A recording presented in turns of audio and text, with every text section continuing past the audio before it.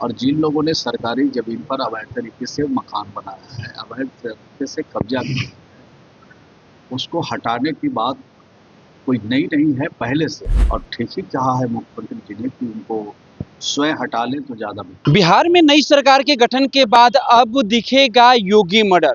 नमस्कार, आप देखना शुरू कर दिए हैं दर्श न्यूज और मैं हूं कुमार मनीष। देखिए, 2 दिन पहले बिहार के मुख्यमंत्री सम्राट चौधरी के द्वारा दिए गए बयान को लेकर लगातार अब ये सवाल खड़े हो रहे हैं कि क्या सच में बिहार में योगी मॉडल देखने को मिलेगा। बिहार के मुख्यमंत्री सम्राट चौधरी कहते हैं कि देखिए, अब अवैध जो कब्जा कर रहे हैं लोग, सरकारी जमीन पर अगर मकान बना रहे हैं तो उस मकान पर बुलडोजर चलाया जाएगा, अतिक्रमण मुक्त बिहार बनाया जाएगा।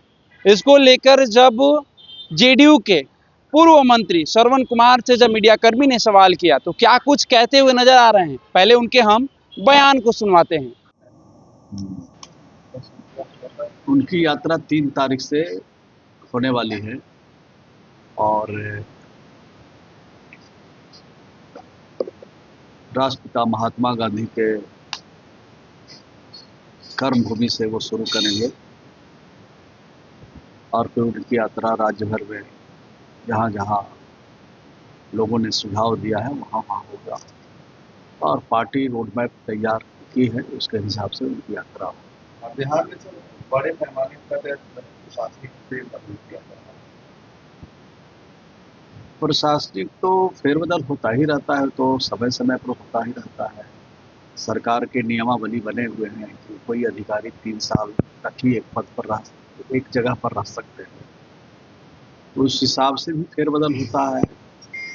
और विभाग के मंत्री समीक्षा करते हैं, हमारे चीफ मिनिस्टर समीक्षा करते हैं, हमारे डिप्टी सीएम समीक्षा करते हैं और समीक्षा के उपरांत कुछ कमी पाते हैं तो उसको कैसे और ठीक ठाक किया जाए, उसके लिए समीक्षा करके जानकार और समझदार अधिकारियों को सलाह पर करते हैं। सम्राट चौधरी ने कहा है कि जितने भी अतिक्रमणकारी हैं उन्होंने सरकारी जमीन पर अपना घर बनाया है, सभी को जमीन दोष कर दिए हैं, सभी बताया कई जगह रेट मार्ट भी कर दिए। नहीं, तो ये तो पहले से कोई नया कानून नहीं, कानून पहले से बना हुआ है कि अगर सरकारी संपत्ति का दुरुपयोग करिएगा तो आप पर कार्रवाई होगी। और जिन लोगों ने सरकारी जमीन पर अवैध तरीके से मकान बनाया है, अवैध तरीके से कब्जा किया है, उसको हटाने की बात कोई नई नहीं है, पहले से। और कानून के हिसाब से पहले भी कार्रवाई होती रही है और अभी कानून के हिसाब से कार्रवाई होगी।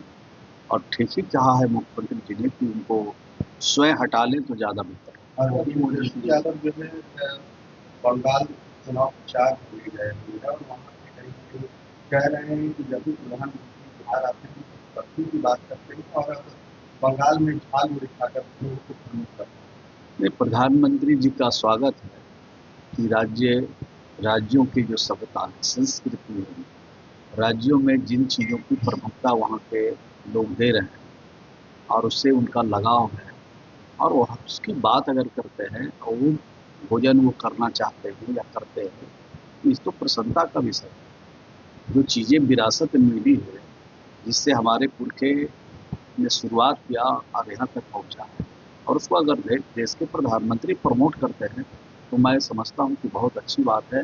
इस तरह की टिप्पणी इनको नहीं करना चाहिए, बल्कि इनको तो और उनका स्वागत करना चाहिए कि बिहार का सत्तू आज देश के प्रधानमंत्री पूरे देश और दुनिया में उसका नाम है। राहुल गांधी ने सर कहा है कि जो घटना बिहार में हुई सबसे को हटाया गया, राज्यसभा भेजा गया, हम वो तमिलनाडु में ये तो बोलते ही लोग रहते, मुख्यमंत्री को कौन हटा सकता।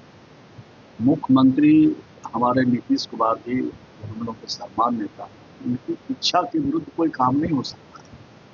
आपने देखा कि मुख्यमंत्री रहते मुख्यमंत्री जीतकर राम मांझी मुख्यमंत्री बना और सब लोग कहा मना किया, सब लोग बोले कि नहीं आप ही रहिए, लेकिन किसी की बात नहीं सुनी।